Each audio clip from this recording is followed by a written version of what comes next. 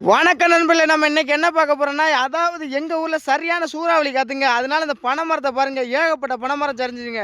அந்த பனை மரத்துலயே நம்ம பசங்க நம்ம குதூகலமா அந்த பனம் குருத்து எடுத்துக்கிருக்காங்க பாருங்க. இந்த பனை மரம் பாதியிலேருந்து உடஞ்சி விழுந்து பாருங்க. சுற்றி பார்த்தீங்கன்னா அவ்வளோ பனை மரம் உடஞ்சி கிடக்குங்க.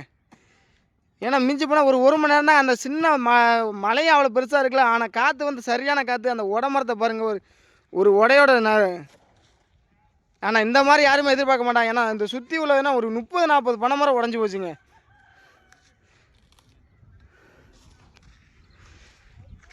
இப்போ நீங்கள் இங்கே பாருங்க, இங்கே ஒரு பனை மரம் நல்ல சரியான வளர்த்தி பனை மரங்க. பனம் தூர்லேருந்து லைட்டாக இருந்து அப்படியே டோட்டலாக காஞ்சி உடஞ்சி விழுந்து கிடக்கு பாருங்க. அந்த சைடு பார்த்தீங்கன்னா இன்னும் ஹைலைட்டான வீடியோகள் நிறைய இருக்குது பாருங்க. பனையெல்லாம் பார்த்தீங்கன்னாலே அது ஒரு வேப்ப மரத்தோட நிலைமை. நீங்களே இங்கேருந்து பெரிய பெரிய மரங்கள்லாம் இன்றைக்கி டோட்டலாக காலி ஆயிடுச்சுங்க. இருக்கிற பெரிய மரம் எல்லாமே காலிங்க. புளிய மரமாக இருக்கட்டும், வேப்ப மரமாக இருக்கட்டும். இங்கே பாருங்கள், ஒரு புளிய மரமே டோட்டலாக சரிஞ்சு போச்சு.